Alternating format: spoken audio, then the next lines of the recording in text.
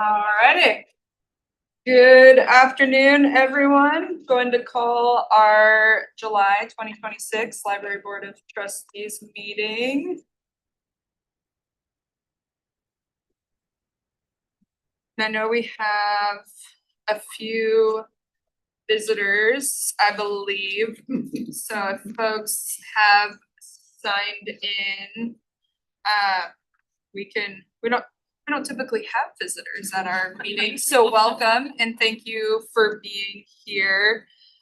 If there's any specific public comment, make sure that you sign up on the sheets over there. And we will have time at the end of the meeting for folks to speak if they would like to. Thank you for being here. So we will start with our land acknowledgement. All Spokane Public Library buildings sit on the traditional homelands of the 4 bands of the Spokane Tribe of Indians: Upper Band, Middle Band, Lower Band, Chewelah Band. Since time immemorial, the Spokane Tribe of Indians has lived and cared for these grounds, identifying themselves as flesh of the earth. We pay our respects to their elders, past, present, and emerging. We show gratitude to the land, river, and peoples who have been fishing, hunting, harvesting, and gathering here for generations. May we learn from one another's stories so that we may nurture the relationships of the people of the Spokane tribe and to all of those who share this land. All right, so we decided we'll start with, we want to start with action before getting into information, or start directly with? I think we should give the mayor the floor first, and Perfect. we can make that change to the agenda. Yep, absolutely. So we are going to switch a few things around in our agenda, and we have Mayor Brown here with us this evening. So she has some updates for us to share. I'll hand it over to her to get us started. Thank you, Mayor Brown. Thank you, Shelby. Wow. Maybe, You can project. Yeah, maybe you guys think, Yeah. can hear me. Hello, council member. Econ 101 at Eastern, 100 students, I think you can hear me, but if you can't, please wave.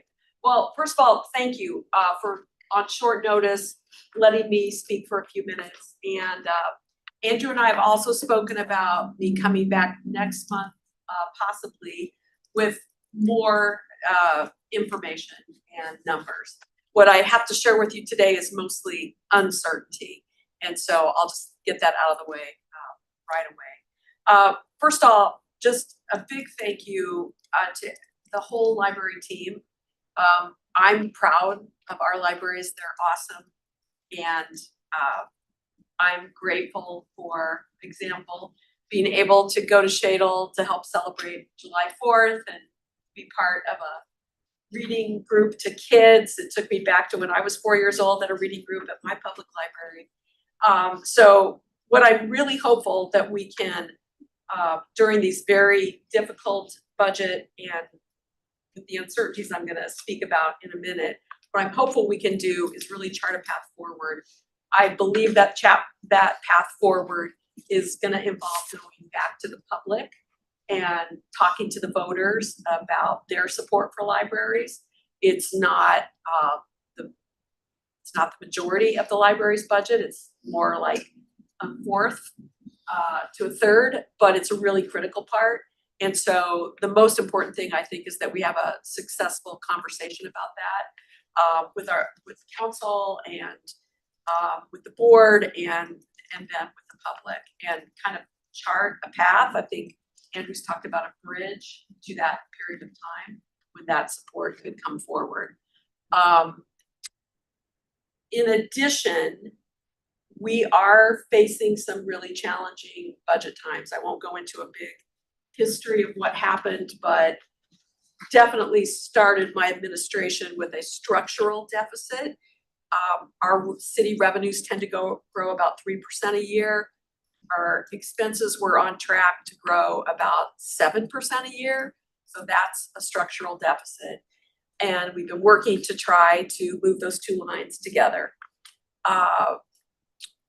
The reserves were also at kind of a bottom level for fiscal responsibility. So there wasn't a whole lot to go on So I'd like to be able to say that I could give you a number right now for what will be in the mayor's proposed budget to council. I won't put anything in lower than this year's budget. I can't say that I can get to 2.3 million. It seems that's gonna be challenging. So I hope there's somewhere in there.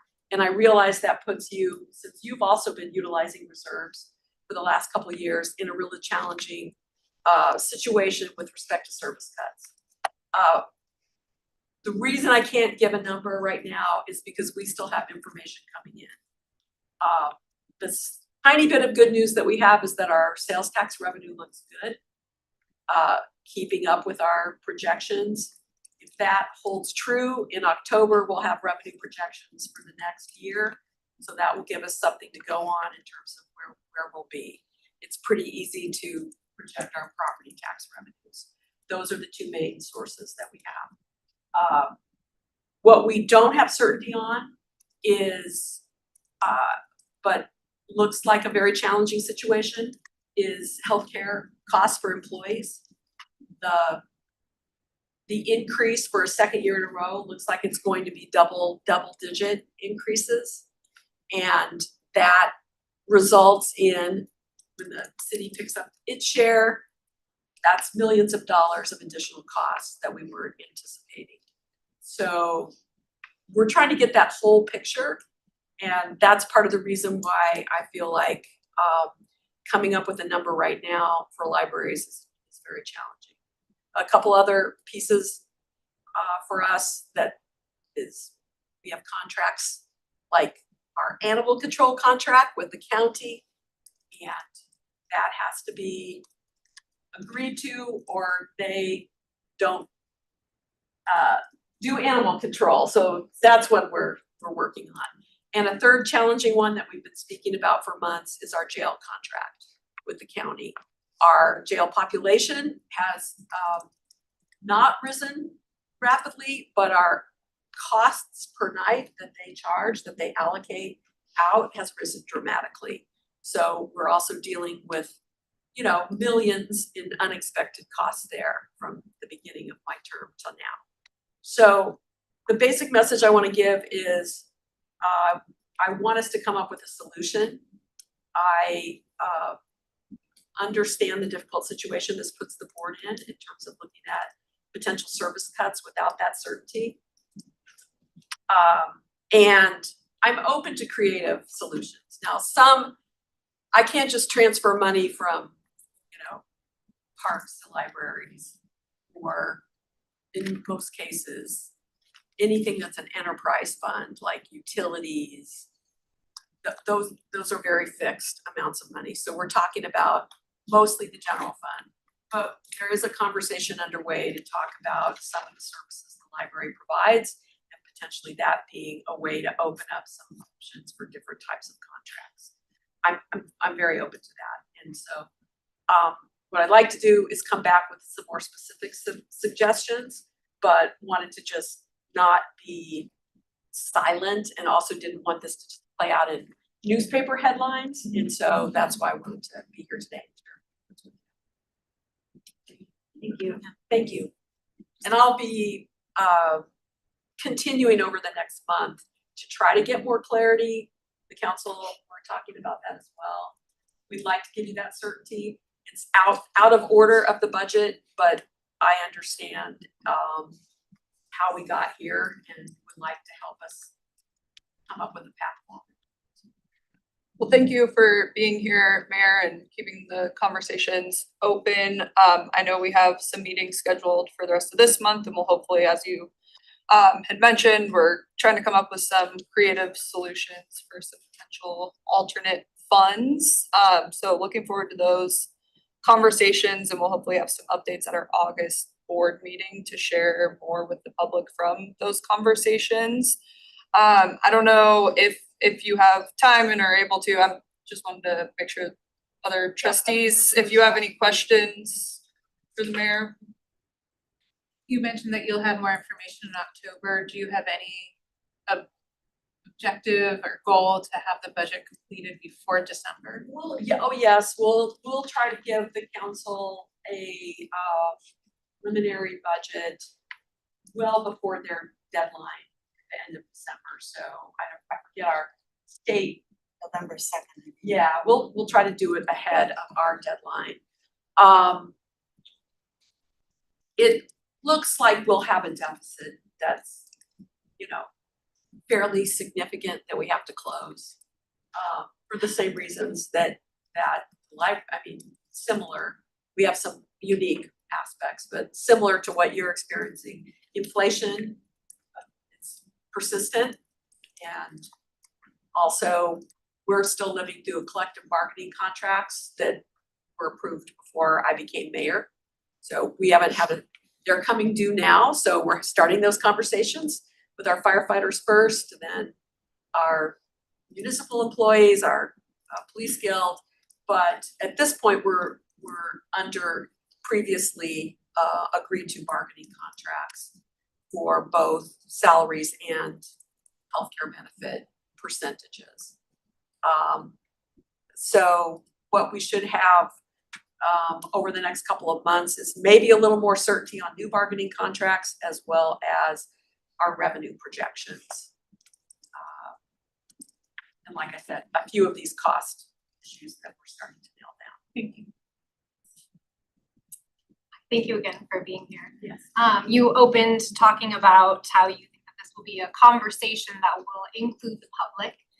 And I'm glad you mentioned that, because one of my deep concerns is that with this, with the failure to fulfill this bridge, that we will have done irreparable damage to our relationship to the public. Last time we asked for their support, and then the city reduced the funding, making that addition sort of null and void. And so to say how in good faith, and again, this isn't a question to answer now, but as you think about what this conversation will look like, how in good faith can we say the city will not fund this bridge, and we still would like more support from taxpayers?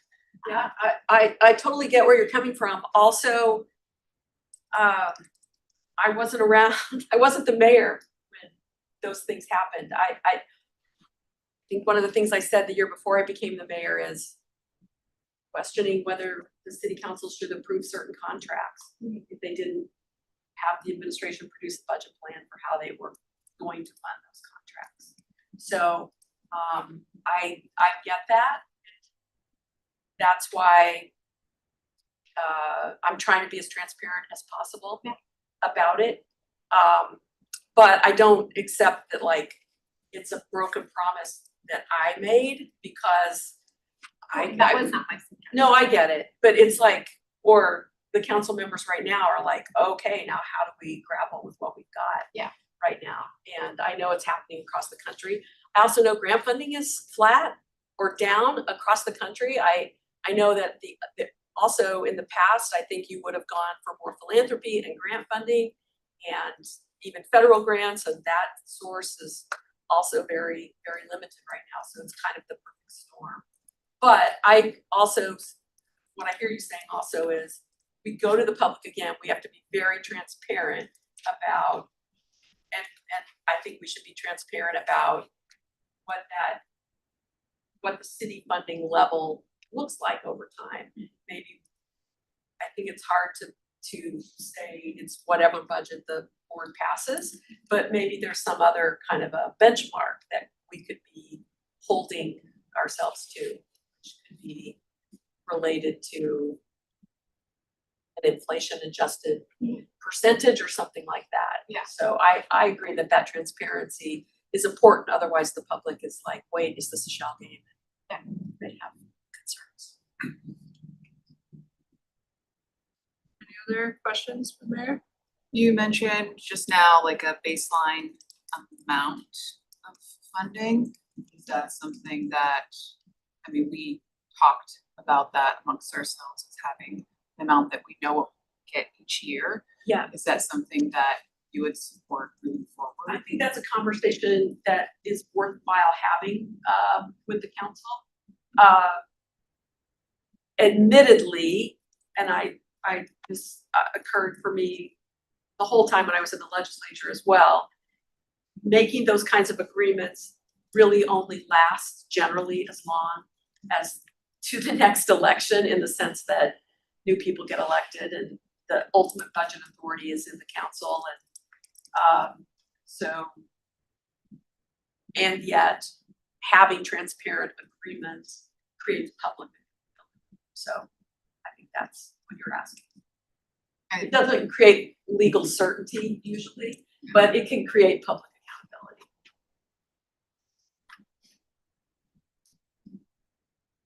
And I'll just end with one question I had. I know council recently put out some of their budget priorities, and I think, you know, in the spirit we're talking about transparency and really maintaining trust with the public. I'm gonna ask a pointed question, but I know you can handle it. Are there any pieces within some of your priorities in the mayor's office that we might anticipate seeing coming through with any new initiatives or programs or departments that are a priority for you as you're working through the budget, that we might anticipate seeing coming through, knowing that the public is in full support of the library system, and we've seen that through and through year over year, and just kind of understanding what that could look like in terms of prioritization, knowing that it is a really difficult budget year and what I would consider to be kind of a no frills or nothing new. Yeah, no, I think that's a really good question. So in terms of new, I see continuation of our emphasis on trying to coordinate around community safety broadly defined. So that means both traffic safety and the safety of folks traveling with mental health issues and homelessness. So that is a key priority, but there's not gonna be like new things that have to come out of the general fund that I anticipate. I honestly think it's going to be a budget where we're trying to figure out what we can do without, not new stuff.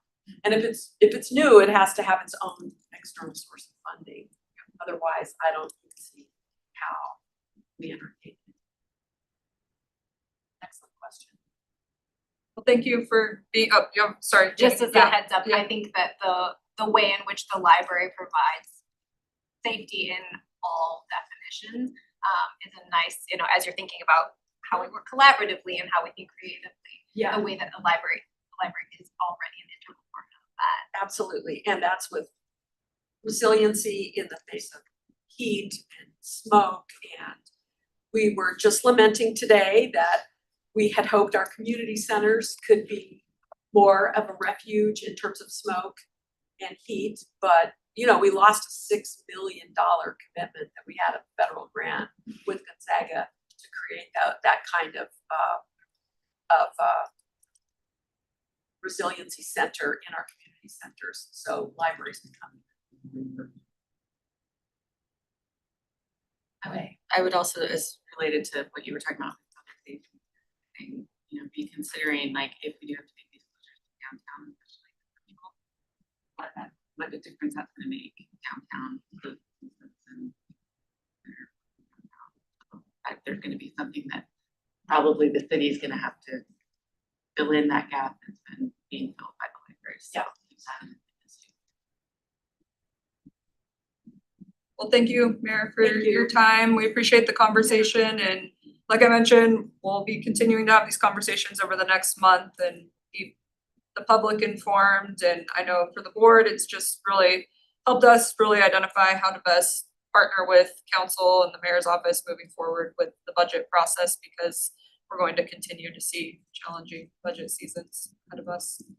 Thank you for serving on the boards and commissions. The City of Spokane really runs a lot with the citizen volunteer participation, and it's putting a little plug out there for people to look at the boards and commissions page and apply to be on a board commission.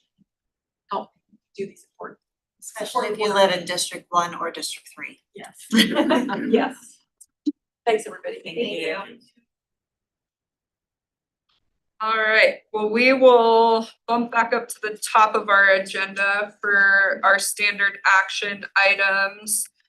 So beyond the change we just made to a report from the mayor, are there any other adoptions or changes to the agenda?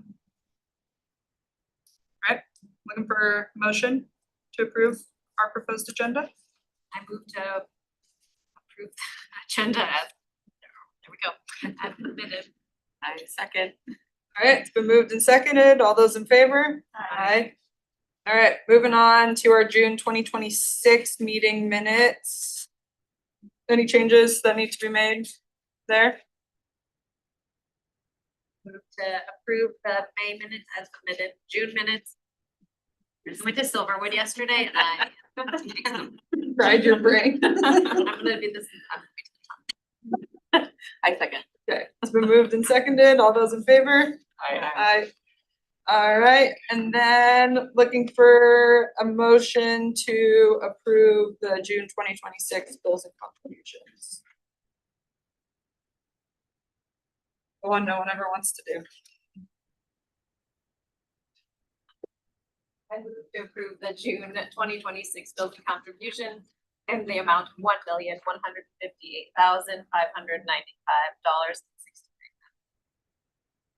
Second. Okay, been moved and second. All those in favor? Aye. Alrighty, moving on to our financial report from Nicole. Cool. Thank you very much. Is it too loud? Okay. Cool. Okay. So for June 2026, for our financial report, our cash and investments balance trend. So for June, we closed the library with the ability to cover 42 days worth of operating costs and available cash and investments. Just for a reminder, 1 days of operating costs based on the 2026 adopted budget is $41,155. Our fund balance absorbed in June was $384,101, and the balance now sits at $472,134, which does include our reserve for capital in the amount of $1,754,775.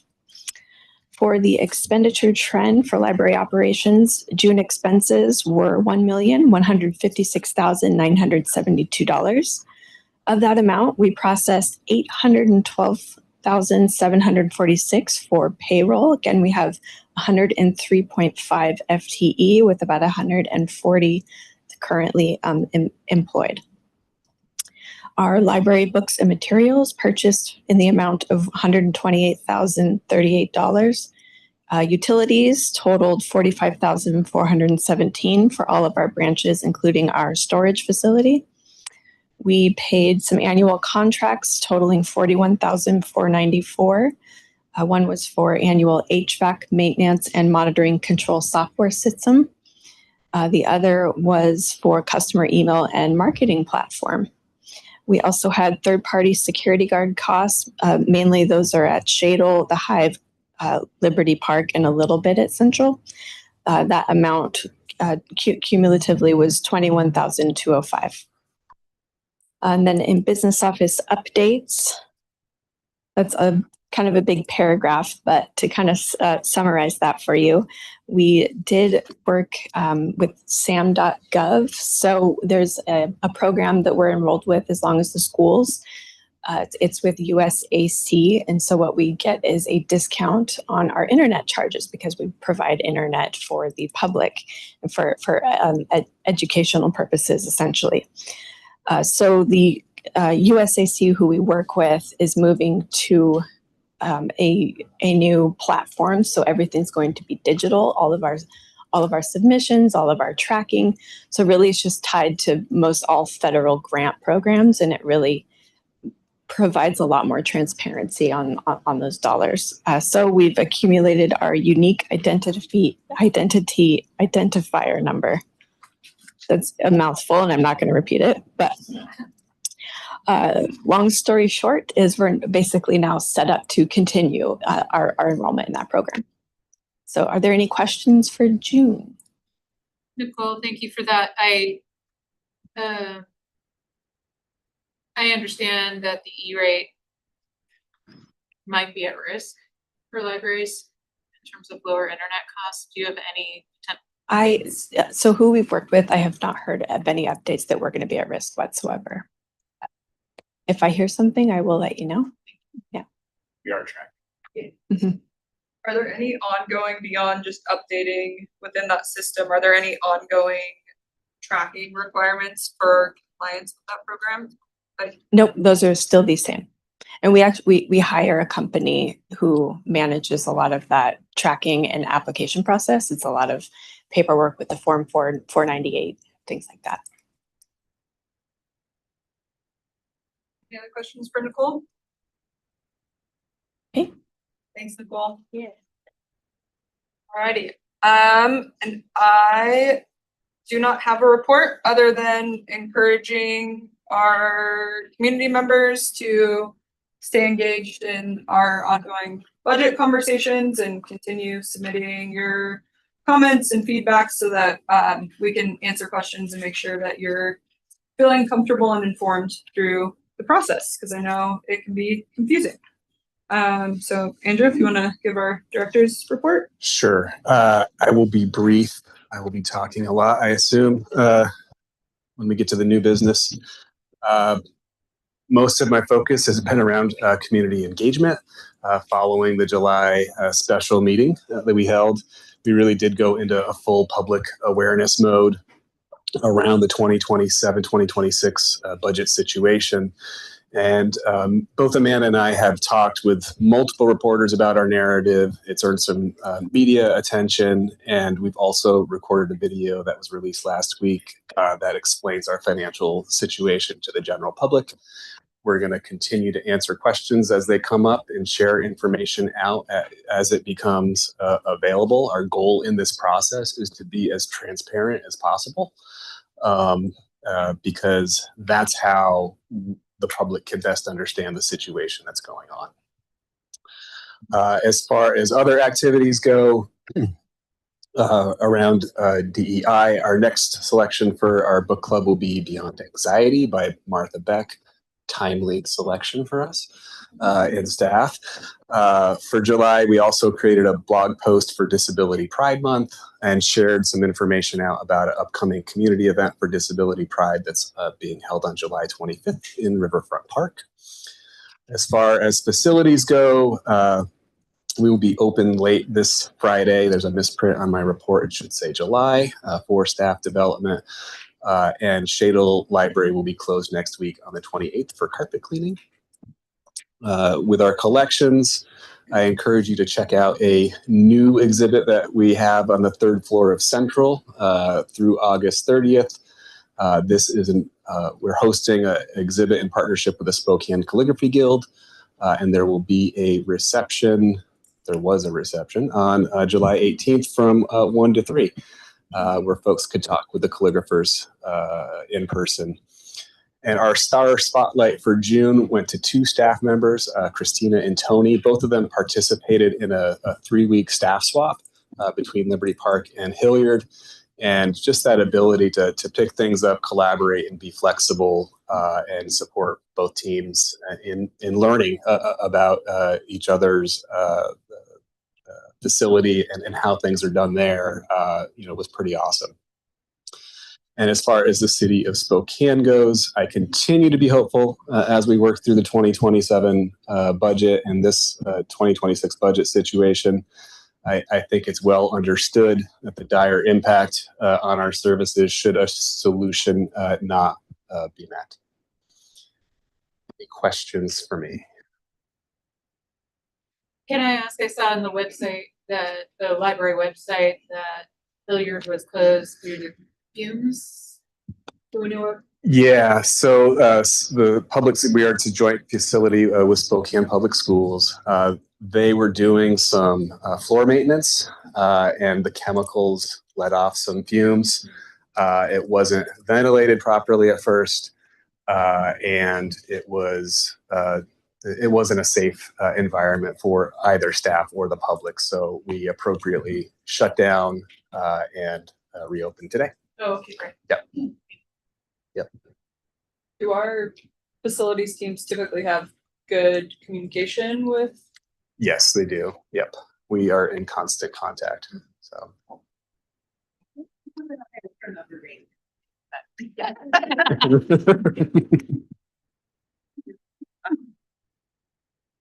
Any other questions for Andrew? Cool. Well, Councilmember Tellis, any council reports for us? Just to say, I apologize for missing the special July meeting. I was in Baltimore for a conference that actually was very cool, working on data center regulations as well as a bunch of other things. But with the mayor here, I think you heard there's a lot of uncertainty. These are trying times.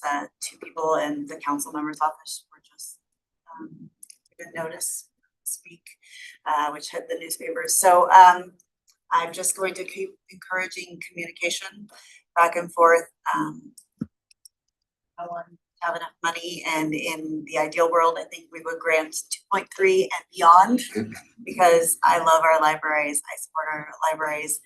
I'm just hoping now to, and I talked a little bit with Andrew about this, looking at all the ways that the library provides services, specifically to your point, some of it being public safety and community court, to just get a fuller picture of exactly what opportunities we have there. Yep. So, thank you, and apologize, it's not better news. Well, thanks for the update and your ongoing support and navigating those conversations. All right, Amanda, Okay, communications update. so first I'll cover some highlights from June, and then we'll dive into some highlights from the budget communications that we've been executing over the past week. So the latest issue of Lilac City Magazine, Lilac City Local Magazine, is in front of you. It's out now. I do wanna, it's a great issue. We did reduce the page count by 4 pages and reduce the print quantity that we are printing to save on our printing budget. So that's one cost savings that we've been executing in the marketing department. If you didn't see it, we published a 250 for the 250th book list, and it's 250 books. Skylar, Alina, Sharma, Vanessa, and I put that together. And people were so interested in it, we also made like a printed PDF that you could print out and check off which ones that you have read. So if you haven't seen that, take a look. We hosted the 1-year anniversary celebration for Creative Mornings at Central Library on June 26th. And Alina has been doing a lot of tabling this year, and she did a tabling event at the WSU College of Pharmacy earlier in June. Summer reading promotion is ongoing. We have some paid media out there, so if you see that, I wanted to kind of explain where that was coming from. So there is a billboard on Ash and Maxwell. It's across from the Girl Scouts office and the 7-Eleven, and we were given funding from the foundation to pay for the summer reading magazine this year, and because we came in under the estimated amount on that, we had $1,000 left over, and we put it in the program. So it's foundation funded. We did do an ad in the summer guide for summer reading that was paid for out of the budget, and we're also currently running Spotify advertising that Skylar recorded in our recording studios on the unpaid version of Spotify. Another fun thing that came out of our our new books of the moment email is that Rem saw those and wanted to do like mini podcasts on those. So we did one on World Cup, we did one on Food Fest, and we did one on summer reading and summer reads. And because they're kind of current events, Rem wanted to talk to us, and so Vanessa and Alina appeared on the podcast. There's also a video version of that to talk about books of the moment on those topics. So Nicole, skipping ahead, Nicole mentioned that we got a new marketing platform. So we did switch our social media management tool. The cost of our existing one was going up. It was astronomical. So we found another one called Hey Orca, and we did switch to that.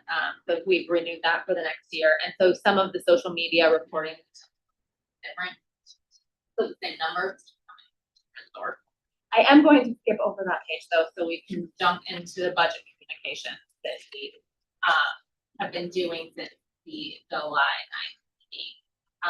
So following the July 9th meeting, we issued a statement from Andrew, a blog post, and a direct email from Andrew. It was extremely detailed, which was warranted given the situation. But it also didn't get that much engagement because it was quite a long email. So we took that messaging and we repackaged it a number of different ways to further our reach, kind of pivoted. Skylar and Lena were great thought partners on this. One thing that we did that got really great engagement was do a post of slides on Instagram and Facebook of common questions we get on social media and giving the facts about how to answer those. So that was really well received from the public. A few people said, why don't you spell check this? But we intentionally included the typos because that's how they were written to us for authenticity. So if you saw the typos, they were original from the writer. We also filmed a video direct camera with Andrew, again, trying to simplify the script and make it in more common language, talk about the current situation. We shared that on Instagram. We shared it in our newsletter this past week. That's not reflected here, but we've seen 100 views on YouTube alone from our email that went out earlier this week. Overall, and then we also did a fact post about do people even still use the library? And then we shared some of the really impressive facts that we have from 2025 how people are using the library. Overall, according to our Zen City tool that monitors sentiment about the library conversation increased 921% over the past since July 9th. And that records what's happening on our channels and news channels and anywhere that conversations, Reddit, anywhere that conversations are happening. Also Nextdoor, which is a big one.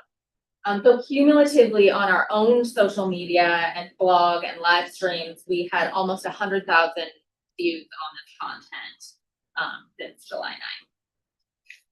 Then on the next page, I covered some of the news stories. All of our local channels have covered this story. Krem, KXLY, Center Square, Krem did 2 stories, and then Spokesman, and then KHQ is not listed here, but they did start covering the story yesterday, and we will be likely interviewing with them tomorrow as well.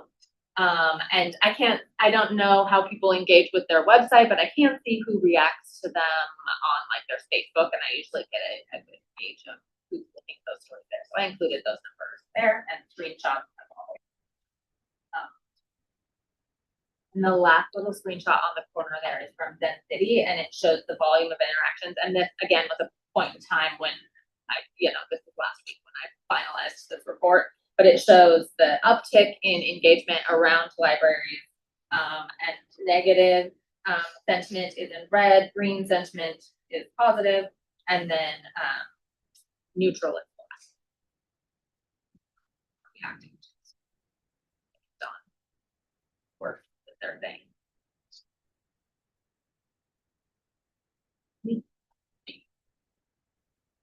Just like, Yeah. laugh, like, I loved the real questions and comments, and I did appreciate that. I'm like, oh, they're doing them, they're not rewriting them, right? If someone would have said, oh, you rewrote it, or whatever, so I do appreciate that. I thought that was really clever. It was funny, I like just read those questions too, because it popped up on my feed. And I was curious what people were saying, even though we usually read comments. And I was like, oh, I wish someone would answer, because the questions were, I think it was like valid. It's an important question. And not, the average person wouldn't necessarily know the answer to that. So yeah, I really appreciate it.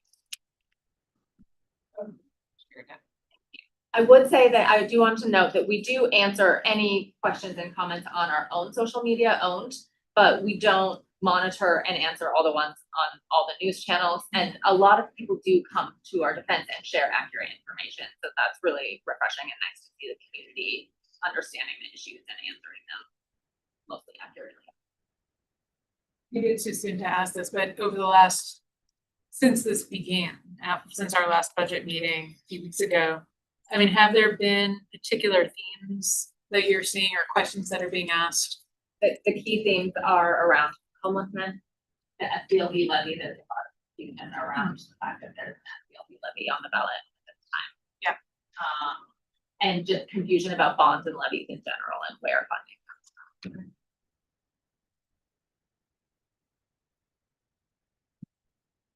Thanks, Sean. Yeah. Oh, yeah, and thank you. On lunch break. Yeah, have you ever expected you'd be on the news and camera as often as you have? I'm a library star. What can I Couple say? weeks, you know? No, it's been intense coverage. To Yeah. influencer. Yep. Cool. Well, thanks, Amanda, and your whole team for all the work you guys have been putting into this. It's been really helpful to see, and hopefully lots of folks are feeling more informed from the information they're getting. Okay, so we now have our programming report, and I don't see, oh, yeah, perfect. Jason is not here, so I get to read it today. For the month of June, we had a total of 369 programs. There were 3,828 people who attended, and this does not include the outreach number. And the average impact score was 19.5. And then we had 219 one-on-one sessions. And then the 5 outreach visits that we did have we were able to reach out to 1,140 people in the community, which is awesome. Some of the highlights, we had Touch a Truck, and we have 500 people attend. I do want to recognize Mason. Mason does a tremendous job reaching out to all the partners, keeping the communication going, organizing, helping to organize this. And they do a great job every year, so it's really awesome. The Spokane Pride History and Remembrance Project opening ceremony to celebrate the exhibit that we had during June had 94 attendees. It was really great talking with them. The coding camp that Colin does, he's done it for the past few years, and he does such a great job with the teams. He had 40 attendees, and it's really great because they get to learn how to make their own video game and be confident with using that technology, and Colin is just really great working with kids. And then summer story time at Comstock Park. At first I thought we had 209 at one park story time, and I was like, Lauren, are you okay? But it was total for all those at Comstock Park during June, which still is a great number. Youth Services usually takes the first 2 weeks of June to finish planning summer and get ready for the next session. So 209 attendees in just a couple weeks of park story times is a lot. So people are really enjoying our park story times that Lauren organizes. Any questions?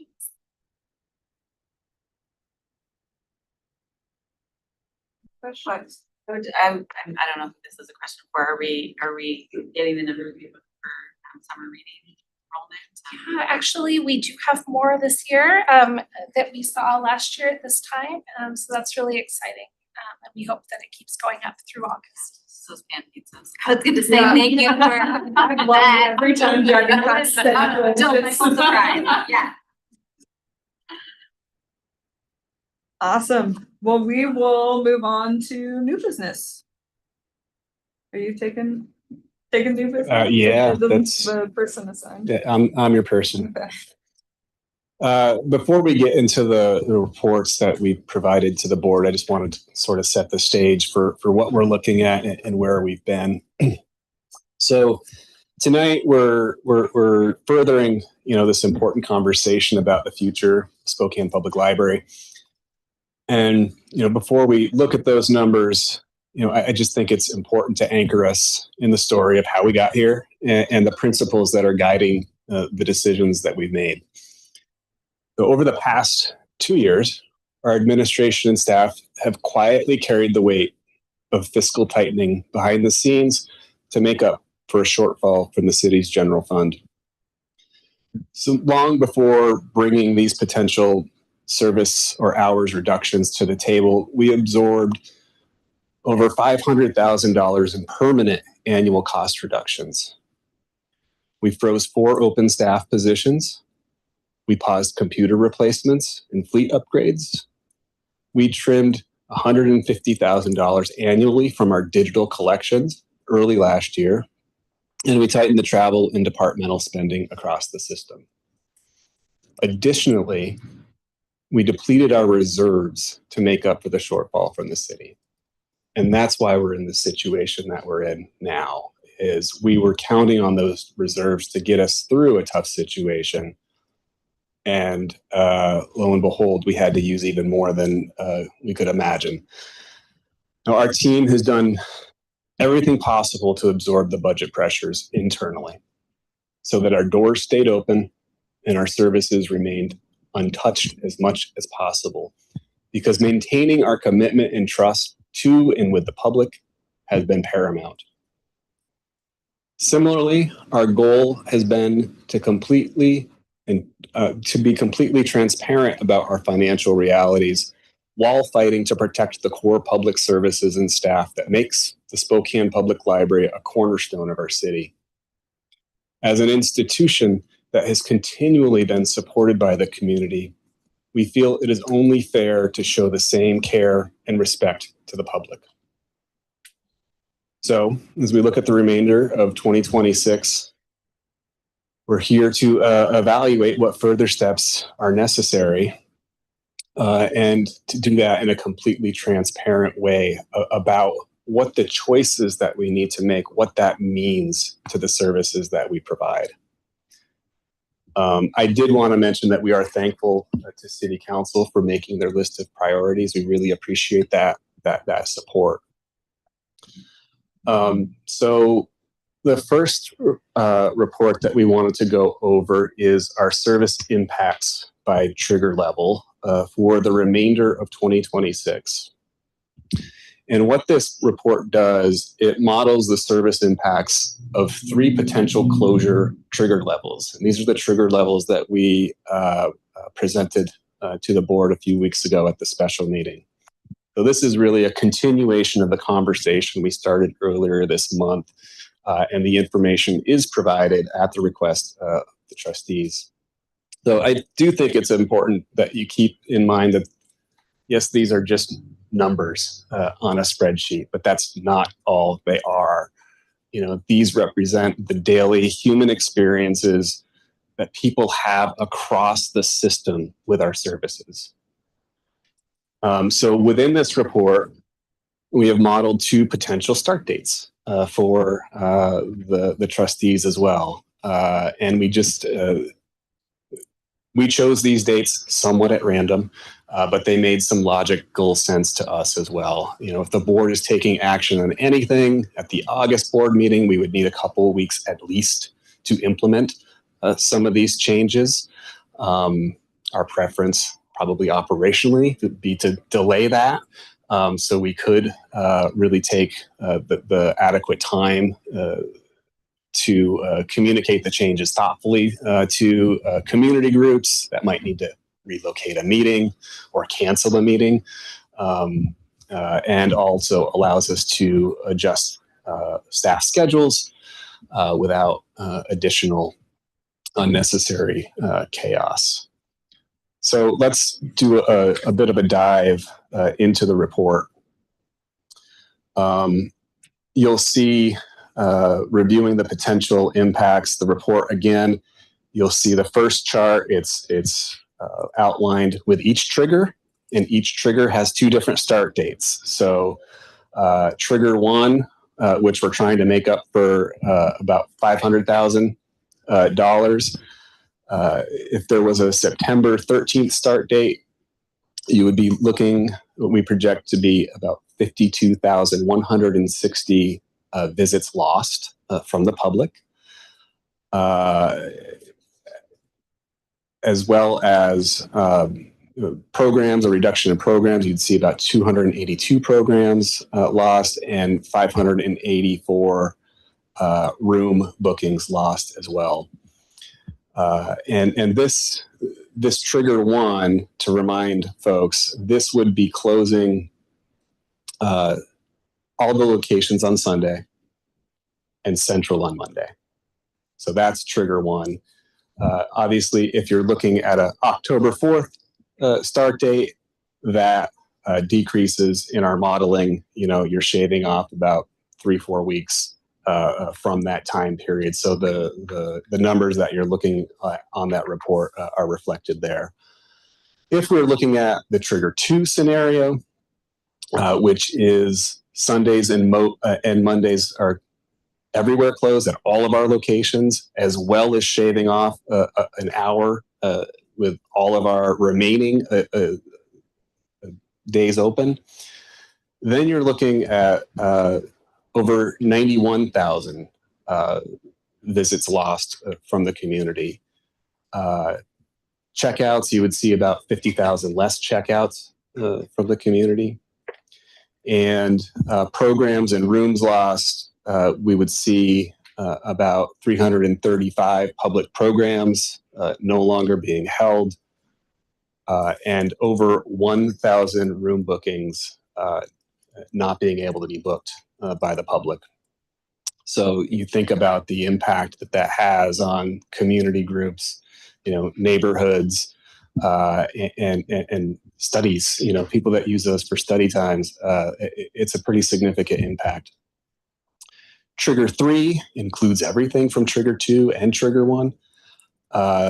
This would also include likely closing Central on a Saturday. Central is our most expensive branch to run. So that's why we're sort of picking on Central for this. Visits lost, you'd be looking at over 108,000 visits lost from the public, 51,000 plus less checkouts, a decrease in 402 programs, and we'd project over 1,200 room bookings not had from public use. So again, this is a lot of information for us to present to the board, but we tried to put it in as logical way as we could. So, when you look at our Sunday hours, you might say, well, that's only 4 hours. That's an ideal date to close. Well, yes, it is only 4 hours, but Sunday is such a dense usage for our system.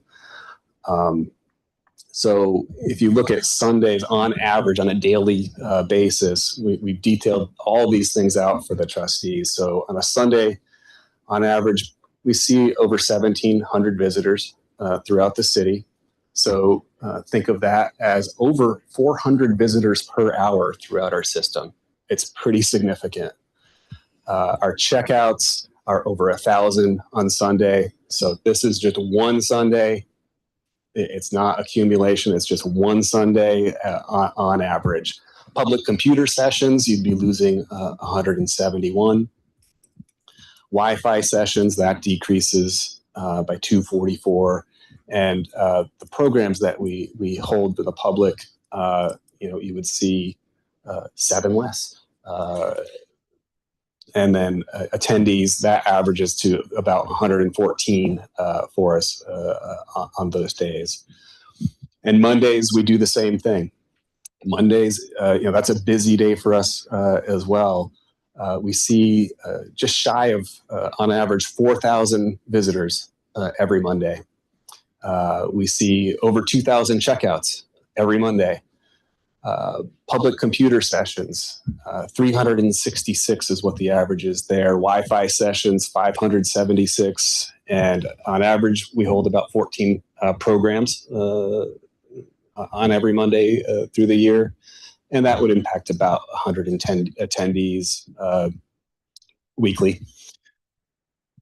And then when you're looking at a closure of just Central alone for Mondays, of the 3,994 people that walk in system-wide, over 1,500 of those walk in through Central.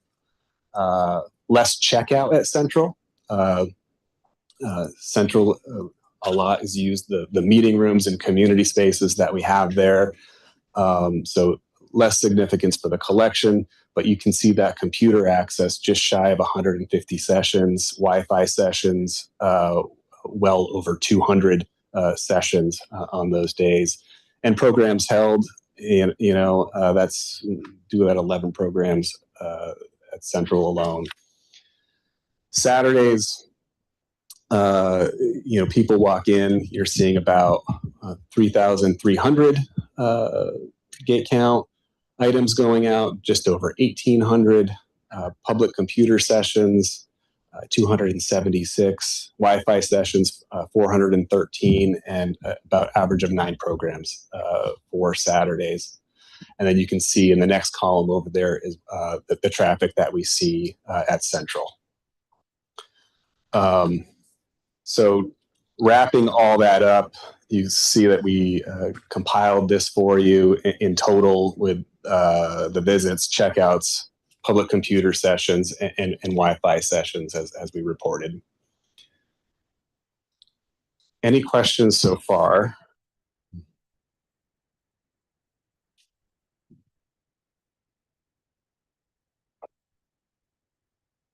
And again, we're not making any decisions about this. This is really just to, provide you with that information and provide information to the public as well.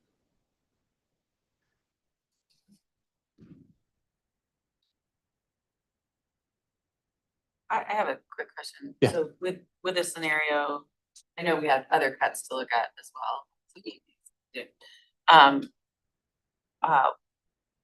I assume staff would be a part of, staff's gonna be a part of that too. Some would be distributed to other branches, but some would be gone. Yeah, we would have to, there would be definite impact to staff, whether it's reduction in force or changing facilities. The savings don't happen without a reduction in force. And I assume for people who work at Central, there's pretty unique programs there. Center for Music, the podcasts, recording studio. All the money we just invested into the facilities. Yes. So, we have specialized staff that work in the Inland Northwest Special Collections, the video recording, audio recording, podcast, yes, Startup Spokane, we have our business librarian, all those specialty services we get less access to for the public.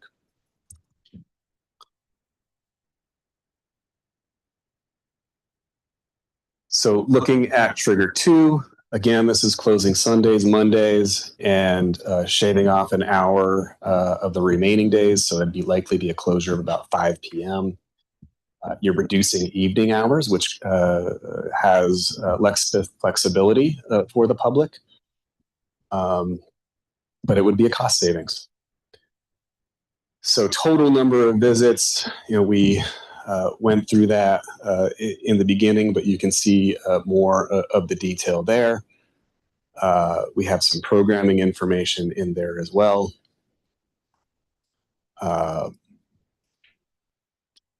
And I'll just let you look through that for a second. And I just want to say too that the programs and the meeting rooms, these are really numbers that are based on projections. So meeting rooms, they often get booked out closer to the booking time. So we just looked at prior year average and how we were performing this year and gave you some figures that you could make some educated choices with.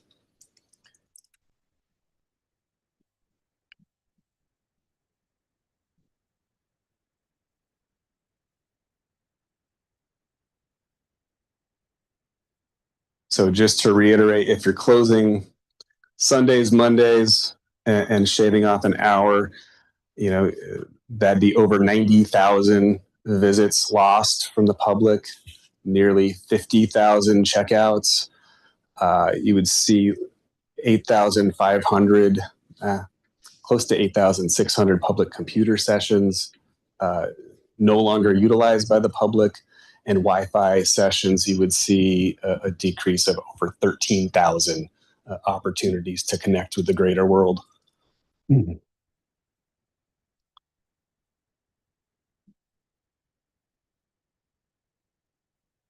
So for trigger 3, Central closes on Sundays. So this includes trigger 1, trigger 2.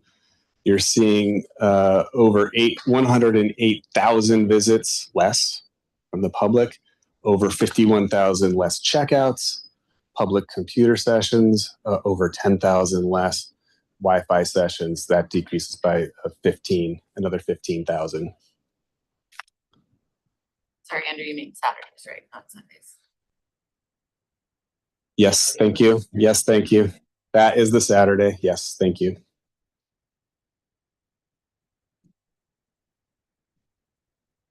Saturday is a lower traffic day for us.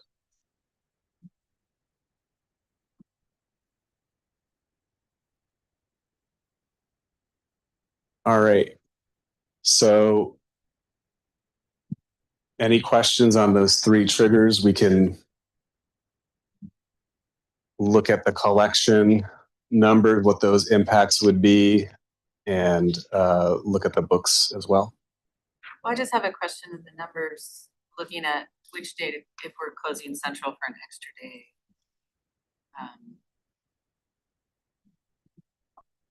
All right, like looking at trigger one, closing Sunday all branches and Mondays at central. Mondays is a higher use day at central than Saturdays. Why are we not choosing Saturdays at central for that first? We run a little leaner on Saturdays with staffing. Less expensive day, even though we get less use. Yep. Okay, thank you. Yep. And What is the lowest traffic day for Central? I'm gonna, Sunday is always the lowest traffic day. but dense. Yeah, and Saturday next to that. But if you're looking at days of the week, I would say it's either a Thursday or Friday. Yeah, I mean, Monday, Tuesday, Wednesday are the big ones. So yeah, it would be a Thursday, Friday. Just depends. They're probably pretty close to each other. That gonna like cost wise, then Right. I was assuming that you're choosing the highest impact because those are also highest cost. Not just, no. So Monday would be highest cost. So we're also just trying to spread out services as well. You know, we still want to be able to be here for the public. Highest impact, lowest. Yeah, so less usage on Saturday at Central than you would have at the neighborhood branches. But the neighborhood branches can still stay open. So we're trying to patchwork a system together here that kind of makes sense. Community court is on Monday. Yes. If community court in response to this was proposed on another day, would that then you'd have the same staffing? I would say community court completely leaves, that would be my recommendation, completely leave Central at that time in fairness for the general public. Because the general public is still going to want to use our facility. So rather than having a special agreement with another city department, we give that over to directly to the public. And that helps with our security costs and facility usage. You know, traditionally, when I first got here, we weren't open any Sunday hours. 3 of our branches were closed on Mondays. 3 of those branches total during the week were only open 22.5 hours. And what a waste of a facility that was, because they were so underutilized. And what we're really trying to avoid is that dilemma again. In knowing that staff is already a lead staff, and that staffing is separate from each of these triggers included, is it a realistic expectation that you could reduce hours and not reduce FTE? Not that staff wouldn't be impacted, but that you could still maintain. No. Yeah, so I mean, if you're looking at, let's just say the board said, okay, we're going to keep all the staff and we're going to close Sundays and Mondays. You're looking at utilities. Yeah. You're looking at some security that's contracted. And you're looking at some supplies. So maybe 70,000. I think we detail it in the next report that we're going to look at. We can look at a clearer number. Yep. I mean, you know, we're a people organization. We're a high touch organization as far as the services go. Like we develop programs. You know, it all requires people to run our services.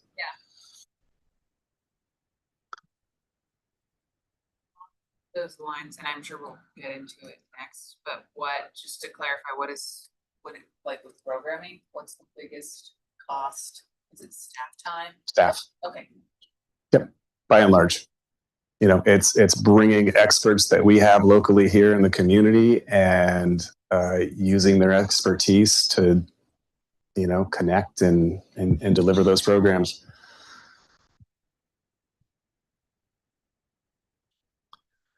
And I'd like to suggest for this first new business item, because there's a lot of information to digest, and thank you, Nicole and Andrew, for putting all this together, that the board takes this information, and obviously this is out for the public to review in our minutes, and we come to our August meeting for some sort of action around these tiers, knowing that September 13th will fall very shortly after that, if we decide on that. So if the board can kind of go with a little sort of homework from this information from our July meeting, and then I think for the second piece of this, we can just discuss how we want to proceed with some of those other saving options. Does that seem reasonable to everyone? Are you separating out the two different reports in your mind? In my mind. No. I am, because that's how it's laid out here, but I think that's something that we can discuss as a board, what makes the most sense, knowing that by and the dates, I guess that's a question I have. I know you said the dates were like kind of picked arbitrarily, but is there like we need to have the decision made by this date for being able to keep payroll effectively? Essentially kicking the can down the road until we know. Okay.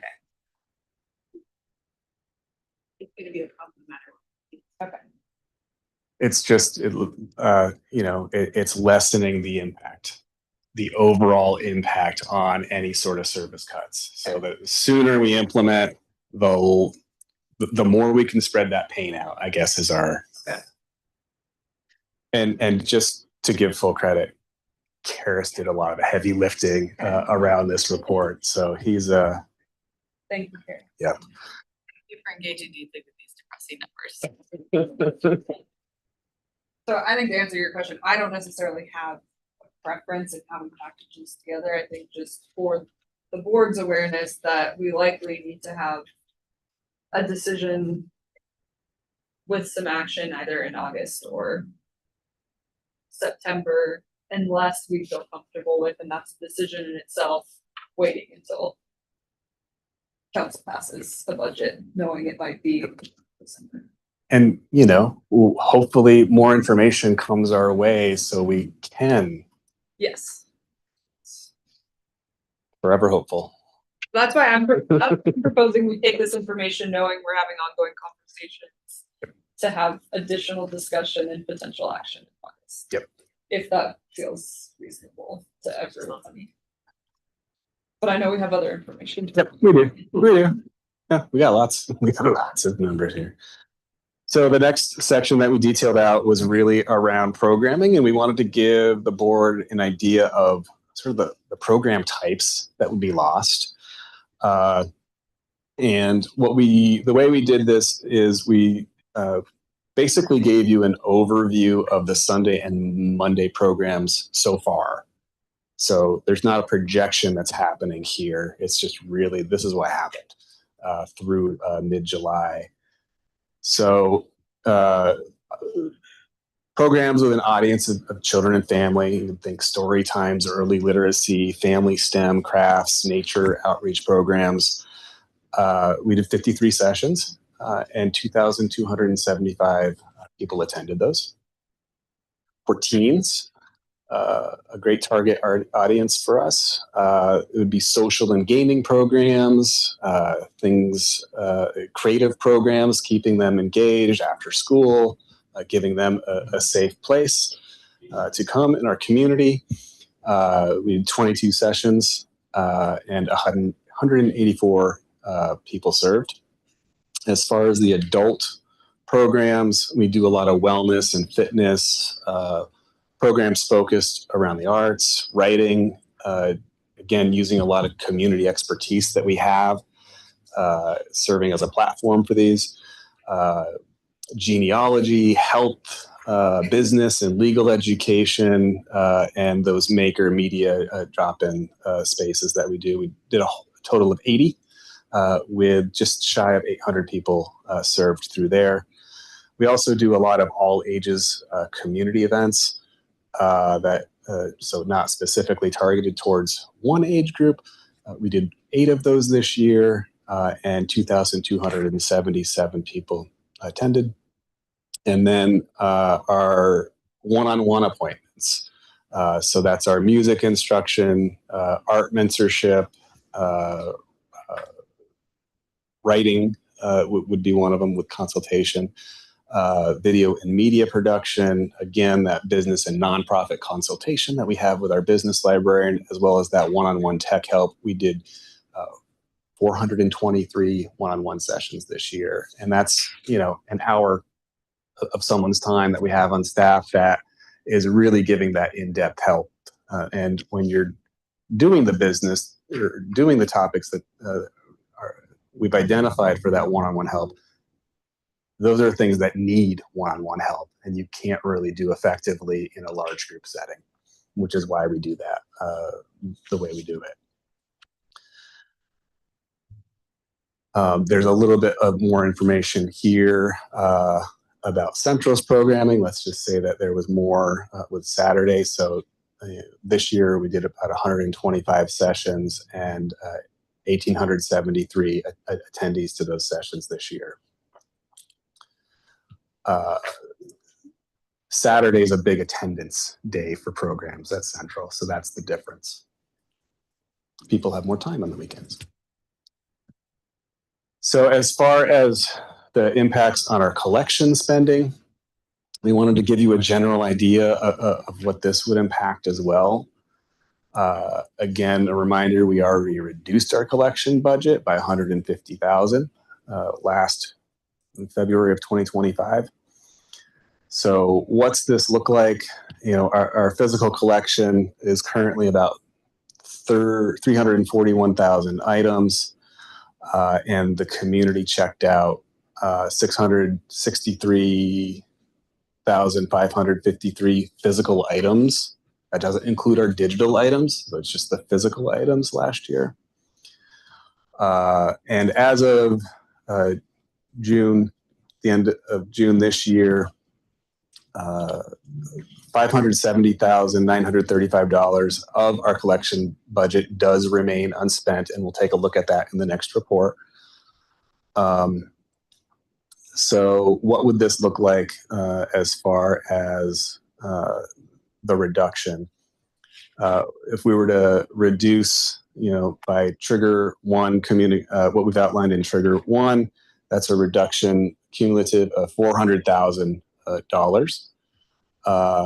And that would roughly equate to anywhere between 11,400 and 13,300 volumes that would no longer be purchased and available for the community.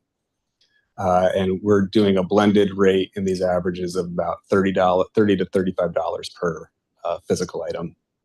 If you're to look at trigger two, which is 850,000 total reduction, then you're looking at 24,300 to 28,300 volumes no longer purchased for the public. That means your new releases would largely stop, and you'll start seeing the collection age in a way, because we'll no longer really be doing replacements for damaged or well-used items. Trigger three, you're looking at about a $950,000 reduction. That ups the items no longer purchased anywhere from 27,100 to 31,700. It's basically you're halting completely halting acquisitions. And we are a library, so that could be problematic.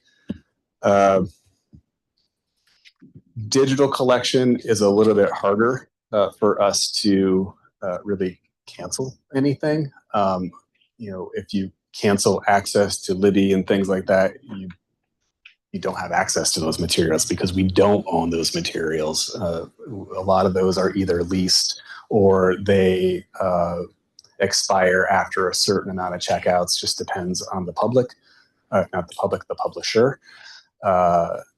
So that one becomes a lot harder to navigate. And then we talk a little bit about security and what that reduction would look like. So, Central is also our most, out of our system, it has the most incidents that require security, which is why we have more security guards at Central.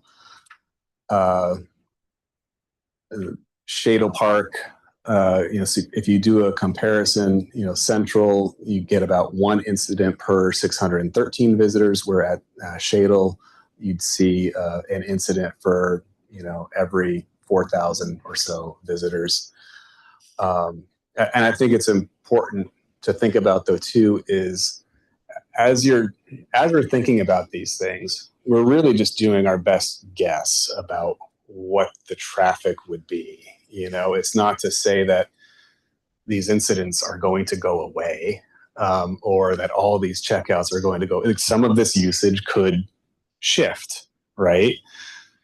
Well, what's that mean, though? That's a domino effect. Well, now Shadle's busier. Well, now South Hill's busier. So then we're putting a greater workload on an already thinly staffed organization. So that is to say, there's not an easy decision here. And anything that we do is going to impact the community, and it's going to impact our staff. So finally, we end just talking about those implementation dates, just kind of giving you a summary of what that looks like. And these are going to take some work to implement. That's going to take some conversations with our union membership about what that looks like, and it's hard to give a definitive answer at this point without knowing what direction the board takes. We don't know what that trickle down effect would be for staff. So I'm putting that out there too. Yes. So under these triggers, there's clearly books that people are gonna want that aren't gonna get bought until we have money again. Yes. Saying that optimistically. Yes. And so then that is like a snowball effect, because then that money is getting spent on books that should have been bought 6 months ago, and then yeah. You're kicking the can down the road. Exactly. Yep. And then also just want to acknowledge that there are real people whose whole job is to build a collection, process the collection, Yes. put it in the catalog, Yes. put broad arts on it to protect it from use. All of those things are that too. So just Yes. putting that out there. Yes, thank you. And we can get into that too, because when you look at our non-personnel costs, I think a question that you need to ask is, okay, if we were to cut the collection budget, well, what does that staff do? They may elect, like, they don't want to work, directly with the public, or we don't know how that will turn out. Yes. Any other questions around this report? For the security piece, you said the incidents that you're counting, are those incidents that your safety team is counting, or is that Securitas? It would be the same. Yeah, so they report into the same system. So I remember, that you're, like, you have your own way of tracking stuff, because you have your own amazing team. Yeah. So that's why I was just curious. They collaborate and work together. So we try to make it as holistic as we can through that. But yeah, they have the same reporting access and reports. And when we're talking about, like, in the next piece we can talk about is mention canceling that Securitas contract, and that's separate from the security staff. Yes. Is that correct? Yes. Okay. Yep. That's in-house staff that we have and all at Central. Okay, I just wanna make sure the numbers didn't include that staff. I was assuming not, but Not here. It would in our. It does in our overall projections. Like if we were to reduce by an FTE, that may include a security staff. but not at least these numbers that you have around. No, we're not. Okay, You're I talking just about the wanted, contract, right? yeah.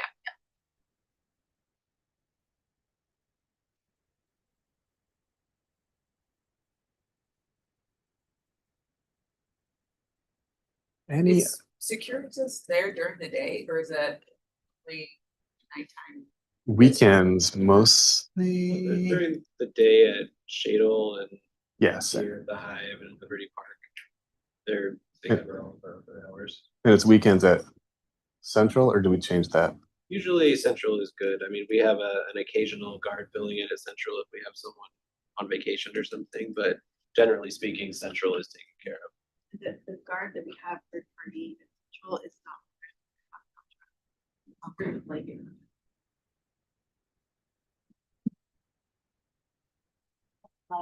Like, city has a blanket contract with our city hall. We still pay for it. You know, the city's not paying for that guard. We're still, just to clarify, we're still paying for that guard.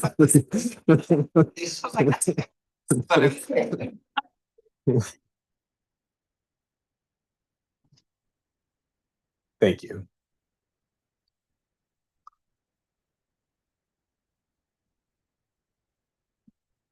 That, this is a very specific question. Is that blanket contract included in any of the interfund charges? Not that I've seen.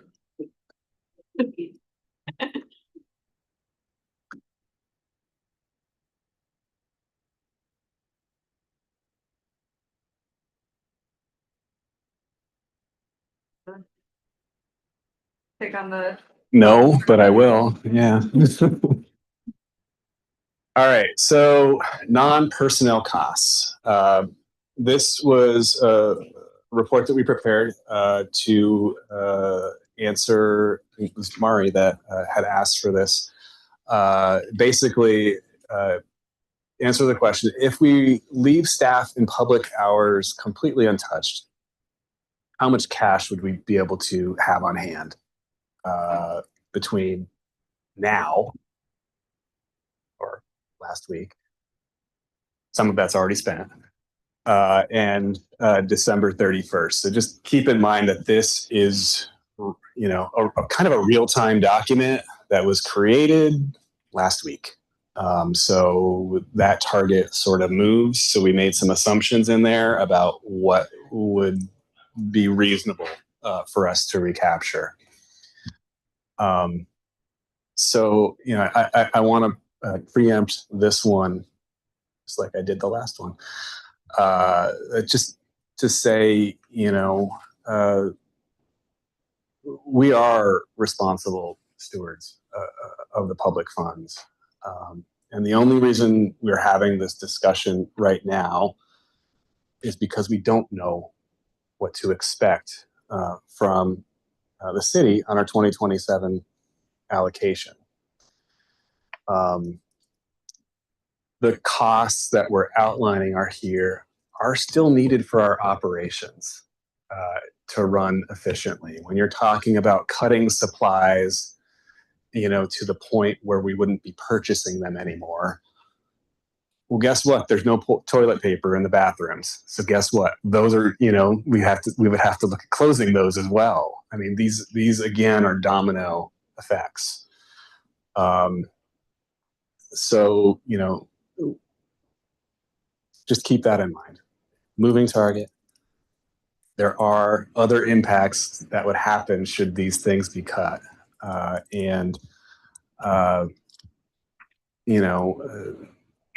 I just think it's important that we be honest, with the community. Should any of these get cut, just like you had said, Chris, well, we're still going to need to purchase those books for the community at some point.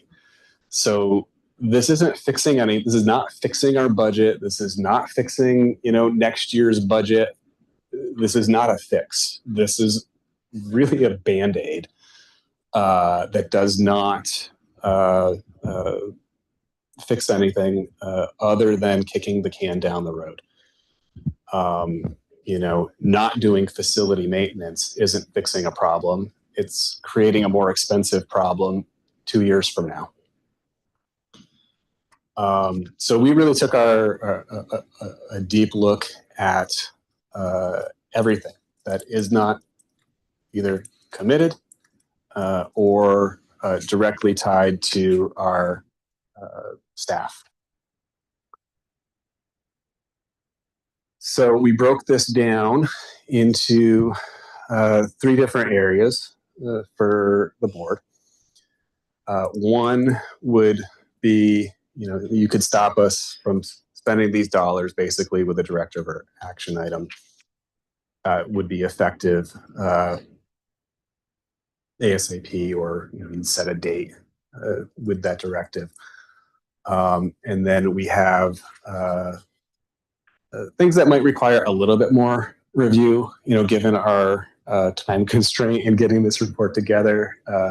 We just want to be clear, that it could require a little bit more review. And then there's a third section that really, it's not really a viable option, but we just wanted to be transparent that this is what would be in there. We might be able to cobble together some savings, but that would likely be actually just closing Central Sunday and Monday without, laying off staff. And that's what you would get through facilities and supplies.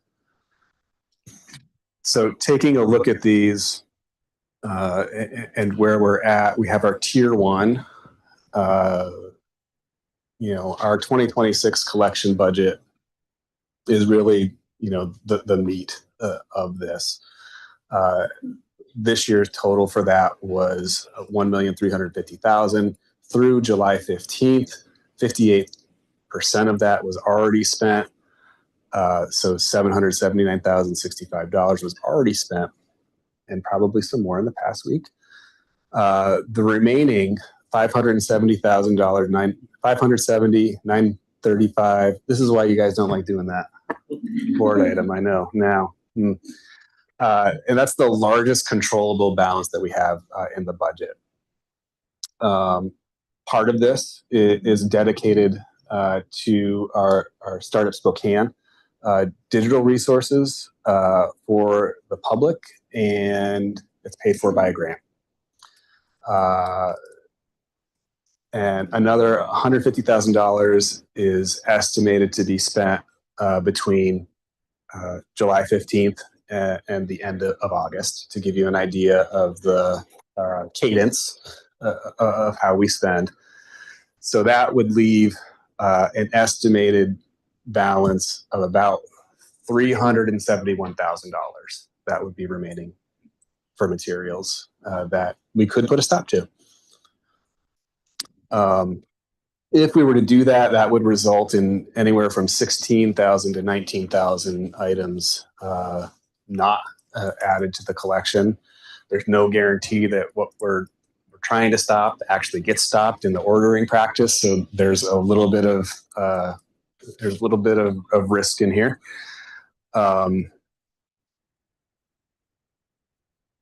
Any questions about the collection part before we move on? So we have some other departmental line items in there that total about $227,000. There's some dollars that have been so far unspent with software, about 20,000. That would put off the purchase of that until another year. Operating supplies, all branches. So this would be your program materials and your branch supplies. There's about just over $45,000 remaining in there. But again, that warning, we still are running public facilities. So there are needed supplies for support services. So these are the folks that process our collection. So they put the labels, they wrap the books, they order things. There is some money in there. Only 11% has been spent out of that. So there's just over 26,000 remaining. We do have a little bit of money in our minor equipment for IT remaining. But again, you're just deferring equipment and you're at risk of it breaking, becoming obsolete. It's about $17,000 remaining there. Operating supplies for our fantastic communications team. That's about $12,000. We're still going to need to print some things. Look at our tables here. Professional services, that's in our admin. That's for if we're to bring in like consultants or speakers or things like that. We have about 12,000 remaining there. Support services, just shy of 12,000 there as well. We do have a little bit of pocket of money, about $11,000 in our facilities department. And then postage, we have about 8,000 there, but we would need to keep some for notices out to customers. Operating supplies for programming, we've got about 8,600 left there. Advertising for communications, just over 8,000. Nothing left for facilities for landscaping. Some money for power tools and equipment in facilities, just shy of 8,000. And then another item that we're looking at for communications, these are our contract services, just shy of 5,000. It's an accessibility plugin and link shortener that we use are the only remaining costs on that line. Other operating supplies, now we're getting down to the nitty gritty of about 15, 16 other items that total about 32,000 total, from remaining travel, some vehicle repair, which again, you still need to keep some of this on tap in case there is an emergency for some of these items. Mileage, you're going to need to keep that in there as well.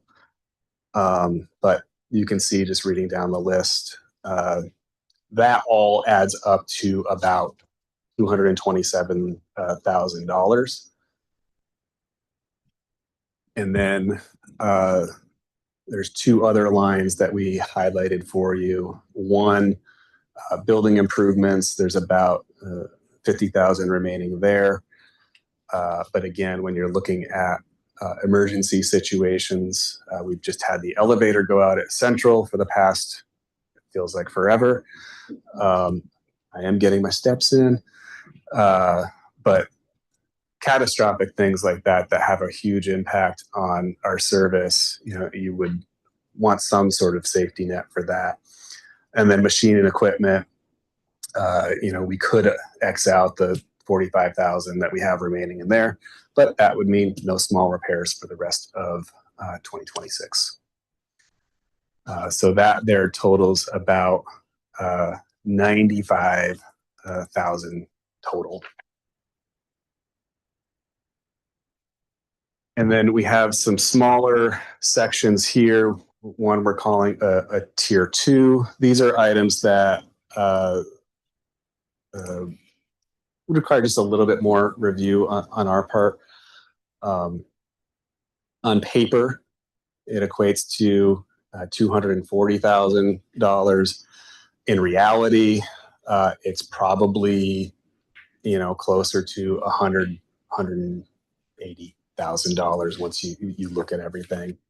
But you have line items there for the IT subscription, repair and maintenance again. But again, you're cutting down into the bone at this point of our operations, which would put safety of staff and the public at risk with a lot of these.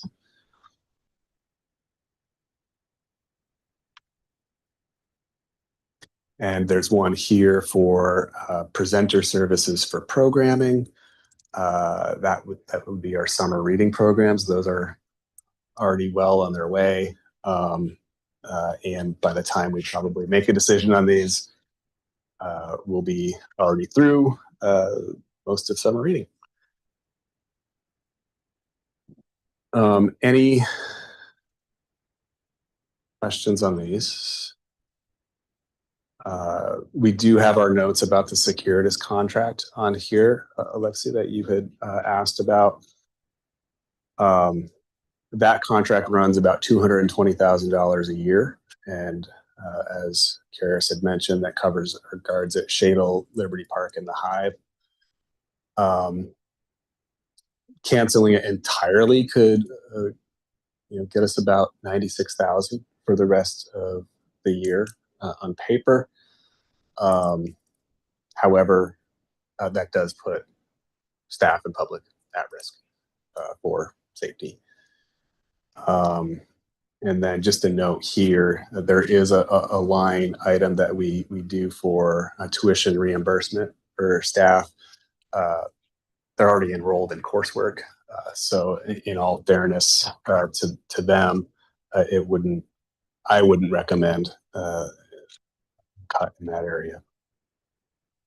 So then, again, in full disclosure, we also detailed out our committed contracts because these are items that are beyond our staff. So you can see that those total about $132,000. It's things like HVAC and elevator service,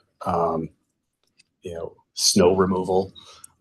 Again, things that are quite essential to our ongoing operations. And then we did give you some information on the closure dependent savings. Remind me, Karis, that's the line item for utilities, basically. So if it's even less than I thought. So if the board were to say, hey, let's close Central Sunday and Monday, but don't reduce the staff, we're looking at $12,000 to $35,000 in savings for those supplies and utilities and Securitas. Yep.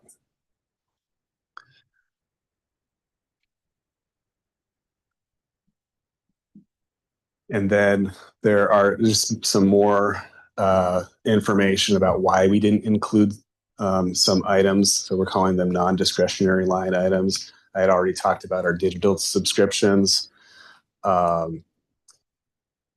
As much as I would like to delete interfund payments, we do not have a say in that. So those are charges that the city charges us for interdepartmentally.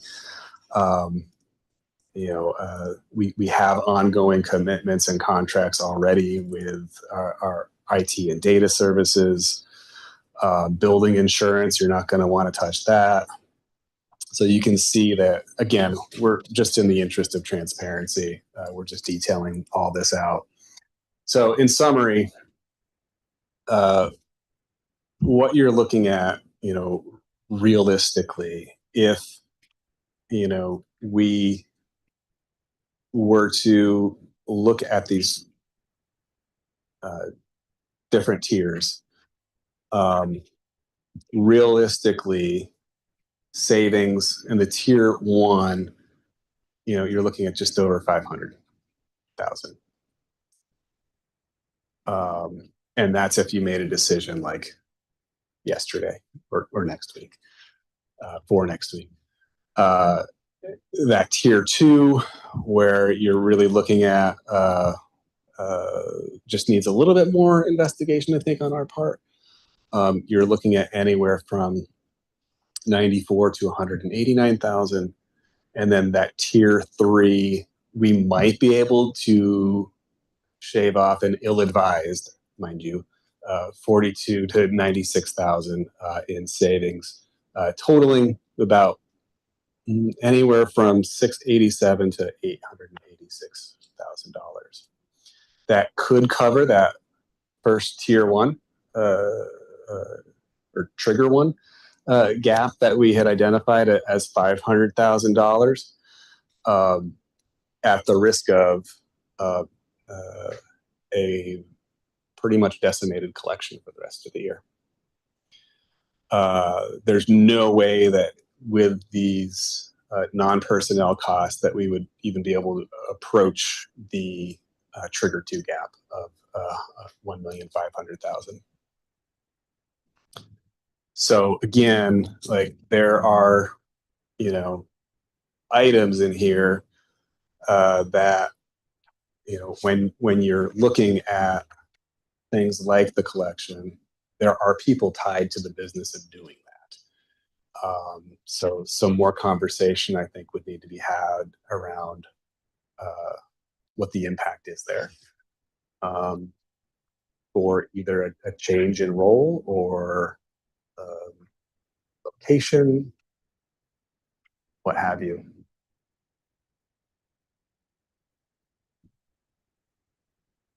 Thanks for laying all that out. Do folks have any immediate questions on some of those non-personnel savings pieces?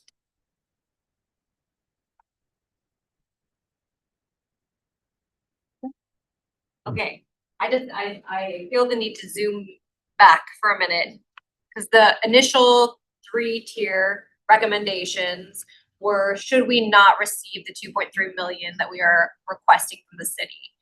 And the request for personnel was, if we have to make a decision before we know, which is very likely, what are our options in the interim? Because it is possible, I'll be hopeful, that come December, there will be sufficient funding to maintain operations, in which case things would resume as currently until the 2027 budget, in which we would have to reconsider because that financial situation is not sustainable, right?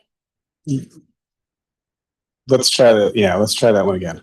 So I think what we're trying to, it would be helpful to understand, like, from the first situation that we went through, is that something that there's a decision that needs to be made in the next couple of months on our part as the board, knowing that we don't know what we don't know from the city? Or if we were to just as a board say, we're not okay with any of these options that are in front of us, we want to wait until we hear from the city. How does that impact operations, if at all? Is that is that what you're Thank trying to you. do? I feel So we can feasibly get through 2026 with the cash we have. Feasibly. Should the city not come through with the requested amount that we know is the bare minimum amount that we need to do to sustain our operations, then we'll need to rerun these scenarios to a degree, and make sure that those impacts, financial impacts, because what's that number going to be? Sure. We don't know. Yeah. We would have to rerun those and match it up based on the allocation that we are given. That's what I mean by we don't know what the sustainability is come 2027, because we don't actually know what that number is, and the budget costs, like everything else, will continue to increase. Yes. Even with maintaining status quo. Yes. Okay. Couple that with, we need to do a levy ask next year, and we still don't know what our 2027 baseline allocation is. That further complicates Oh, it's a mess. Yes. the situation. Yes. And we're actually looking for two numbers from the city, right? We're looking for our 2027 budget, plus we're looking for What's their sustainable allocation that we can depend on? other two. 2028 and Okay, beyond. so three numbers then, For a base. because we're Because looking it's a for our, biennial. we're looking for our 2.3, we're looking for our 2027, and we're looking for what's the. The 2.3 would cover the 2027. That's what we want from our current allocation. Oh, okay, Minus the 5. Okay. okay. 2.3 on top of what we're Actually, seemed to me pretty clear to me and what Karen shared, that's not happening. Realistically, might hit the same flat that we've had, but it seemed like most likely we're not going to get the amount we need. So I'm assuming that that means that there will be, like what you're sharing with us, that there will be cuts. Something will need to happen. If we don't have the money, something is going to happen. Exactly. And the thought behind doing it earlier is, if that is what the realistic scenario is, there are fewer cuts because time gives us money. Yes. Right. Right, yeah, so. I don't see it that way. I see it as, I mean, you use the phrase spreading the pain. So it's not that we're gonna be cutting less, we're just going to have less impact over time. Not because less is being cut, it's because we're not gonna suddenly on January 1st be cutting all branches for 3 days a week. So it's gonna be felt less impactful because we're spreading the pain out over a longer period of time. So I feel like we have two decisions to make, if we're gonna think about this as a process. Yes. One is, we have to decide this summer if we're going to do cuts ahead of time.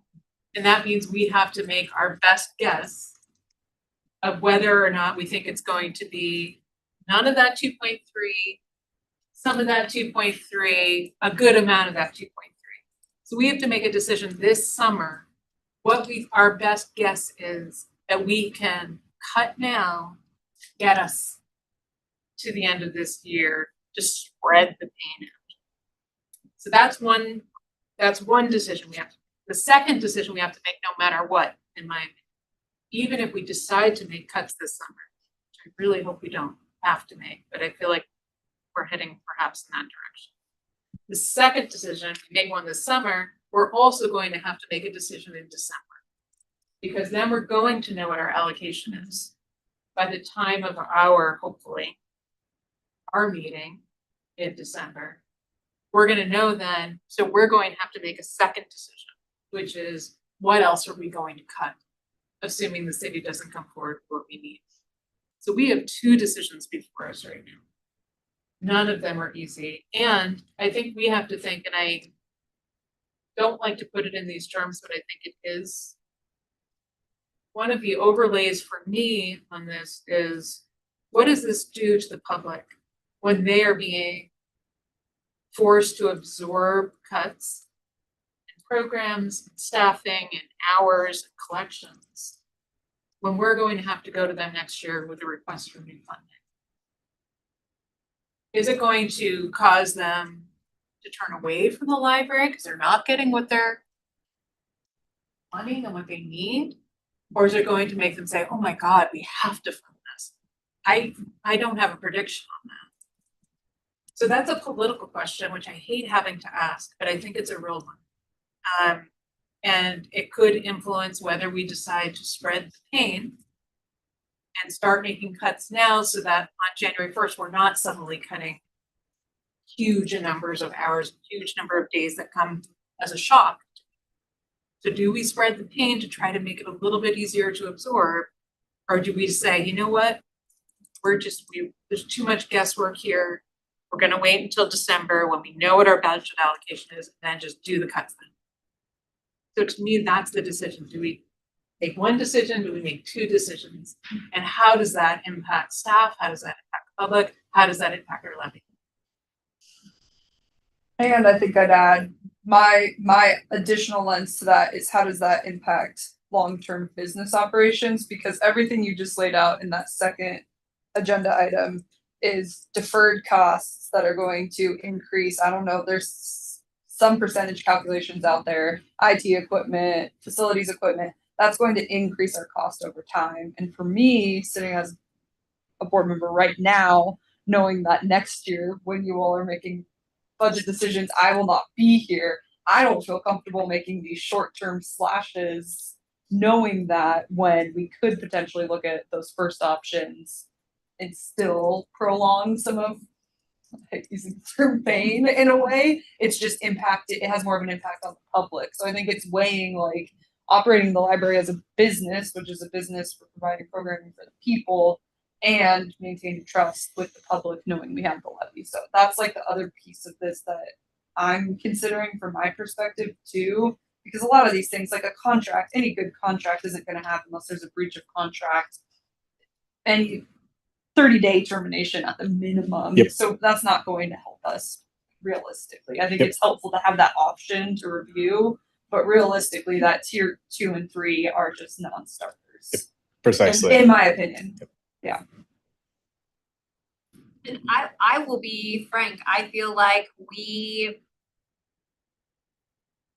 if we make decisions to cut now from a point of guesswork, while we potentially soften the blow to the public, we also begin to normalize something that makes that conversation that the mayor just committed to having, including that public voice, then we shortfall that. Because if we're going to, if cuts are inevitable, if this is the situation of the budget for the city as a whole and decisions need to be made, we already know that people do not want cuts to the service. And so is it our responsibility right now, not having to make that decision yet, to maintain services until we do know more and really involve the community as much as possible in that process, rather than, when we made the decision to make cost savings, that wasn't a public facing conversation necessarily, right? That was us being fiscally responsible and saying, hey, city, like, we're gonna be partners in this. And it sort of shot us in the foot, because now we are constantly calling on those cuts that we already made, in addition to cuts that are potentially going to happen. And so I don't wanna do that again. I don't wanna say, like, look at all the ways that we can continue to reduce as much as possible. I certainly don't want to put staff and the public at risk with any of these cuts. And so in this moment, I don't think that it is our best choice to make cuts before we have information, because I think it makes it easier for then the city to say, like, I mean, you already made the cuts. And so if we, it's already done. And I didn't do it.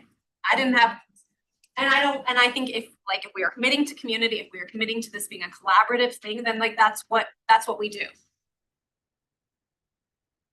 One woman's opinion. So I think hearing everyone's thoughts on that, my recommendation would be take all this information, knowing between now and our meeting in August, we have additional conversations with folks from the city, and we may or may not have more information. We might be right back to where we are and we're saying, all right, we're gonna have to make the decision. But from the information that was provided, it doesn't seem to me, and correct me if I'm wrong, that we're in any jeopardy of having significant impacts in September if we wait till August to make a decision. Yeah. Yeah. Okay. We're already at the cliff. So does that seem reasonable to everyone to take?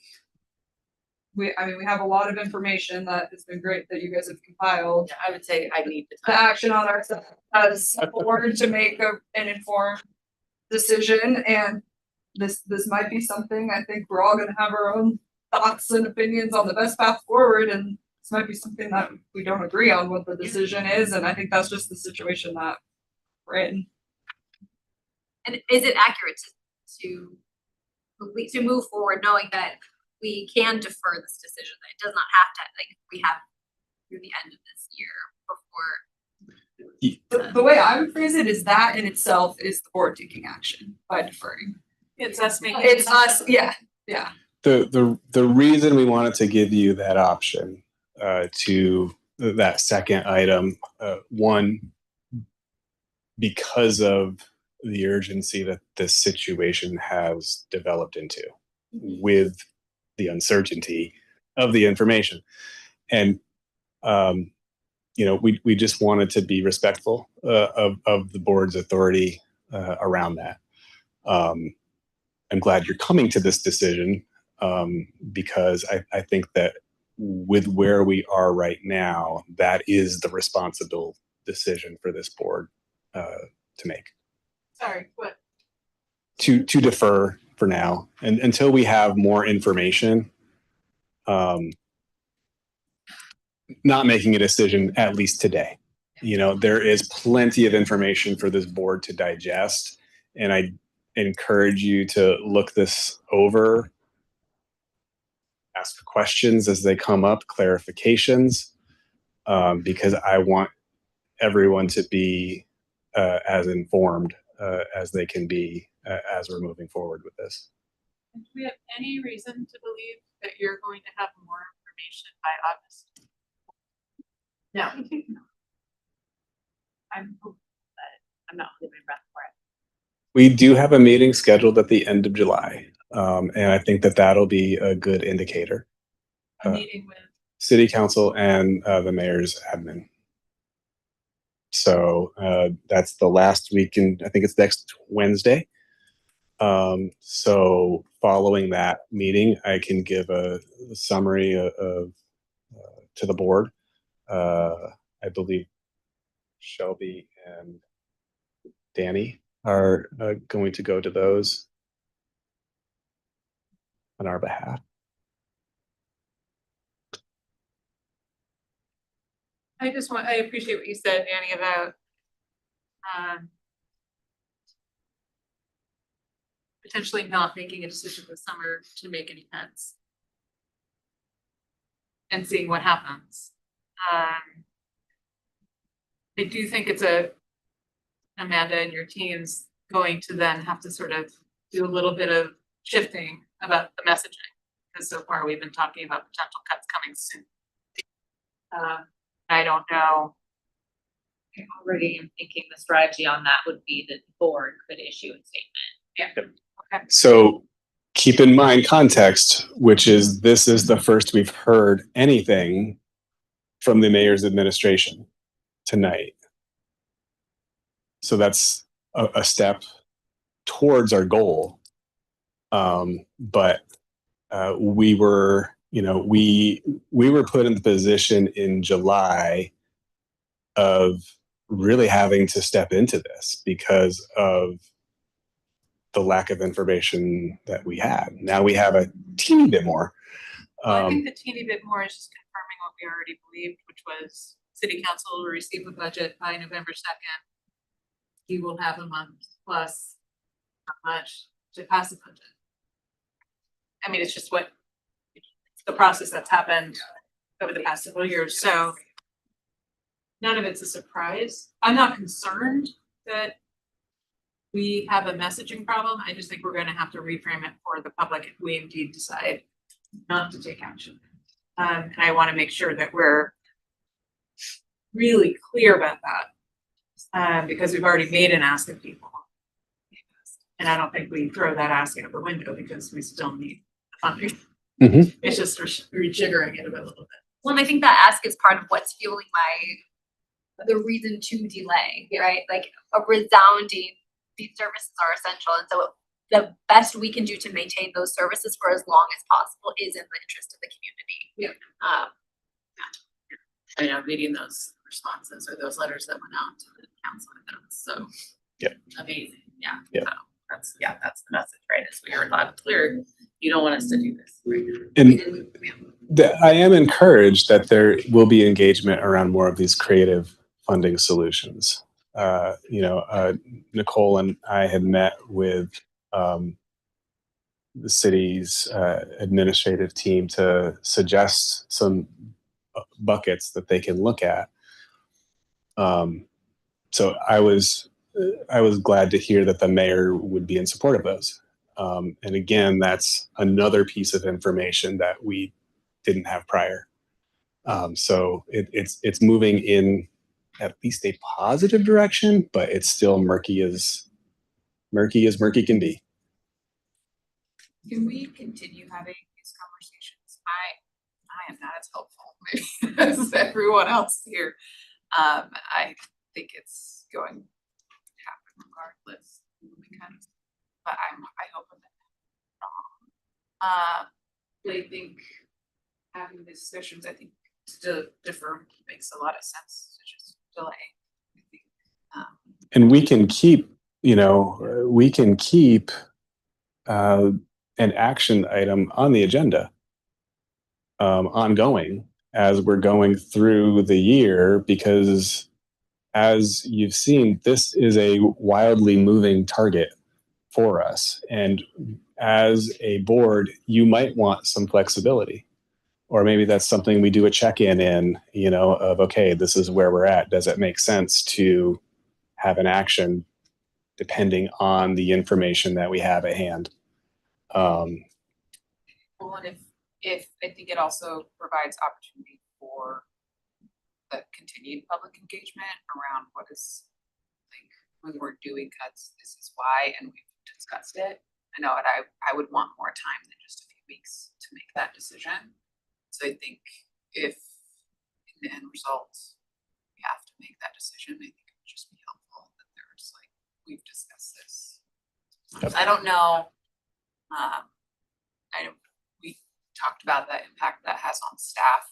I would hope it would be a little bit better of like, if there do have to be personnel cuts then, that we talked about this and there's been long, just one, Couple weeks. like just this, Yep. this meeting. Yep. That you would see that. Yep. Yeah, so I'd like to have continued, and I think that Is there any other information that this board would like as far as to help you, inform you, make decisions, and if there's nothing that you can think of now and you're driving home and you're like, that was the thing. I guess the one question I have, as I think the sole remaining member of the budget committee once Shelby leaves. We have to put together a budget for next year. But obviously there are a lot of caveats. Yeah. So we will have a finance committee meeting. Yeah. Prior to adopting, but that's the point of moving target. Yeah. And so my plan essentially is to adopt the budget as we're fully operational, and then whatever action we take would be a reduction. Okay. Okay. Yeah, I still think our recommendation is that where it's fully funded. That we are fully funded as an organization. That. Yeah. And then it's not up to us at that point to lower our allocation. Us moving forward with the full amount. can we talk, so I'm assuming this was brought up when we we're talking about security closing on Monday and then community court. So like the city does not pay the library to have community court there, correct? Correct. Okay, as we're thinking about like creative budgeting, because I was thinking, oh, that's interesting, where else would they hold community court? You have to close on Monday, that's going to be an impact. But like my thought is, well, why don't they pay the library to court on Mondays? Because that is a security cost Yep. that we incur then in our budget, and if that goes away because we have to do cuts, what is that look? I think there's a lot of like those smaller things. Because what if we cancel this? Right, like I feel more comfortable doing that if we didn't have a lot of that other interactions. But that's, I'm like thinking down the road of like, okay, if we cut all of those things are fine, I'd be curious. Like I think we could also have those conversations. Is that something that we can bring to the city? Not like a, well, not in a negative way, as like, okay, is there some way we can collaborate on funding for this piece? Because To be honest, I think that the city would use it as leverage to move community court out of the downtown core. and if that's, I think if that's what they wanna do, that's fine, I don't know, like, cause I was thinking of like, that's impact on the community. Mm. And if we're going to do that, lessening the impact on the community, that is that. It just reallocates costs elsewhere, which is why, like, we've talked about at the finance committee, I think we've talked about on the broader board. Part of the strategy conversation is, could we use a percentage of like public safety tax revenue potentially to support some of those services happening at Central, because it is really one of the core elements of why that tax passed in the first place. So those are some of the conversations with the administration. But I don't know, there's an inkling rather than what the mayor suggested tonight, that they're willing to have this conversation. Okay, There has yeah. been no action of what that actually looks like. I would love to call it out, and mostly because I'm thinking of, I know there are grants that counties ask for Yeah. to host therapeutic courts. Yep. Yeah. That they could have, like the county itself, but the city could apply for, and that funding. And then that would take the burden of cost off of us. Mhm. So I love that it's at library, I think that's great. But as we're talking about, like, cutting costs, that's just a realistic. Add to that, so when you have things like grants, which offer $100, or we get special funding from other departments, whether it's community court support, support for CHS, that comes with strings attached, and it's not actually getting to the core of our operational costs that we're trying to. Which would not be for us, I said the city could. Yep. But they're gonna hold us to it. Long term, I don't think it's the most feasible, it's the right thing to do in the meantime, for what we've been dealing with, but. I know, I'm like, Yeah. I like this situation, but this is. And I know Nicole's got some numbers too around, increased security costs that we've accumulated. So that goes into that as well. And we'll be sharing that with the city too. Just to give them an idea of what a target could be. A reasonable target. It's a true cost that we have absorbed due to downtown environment, all those things.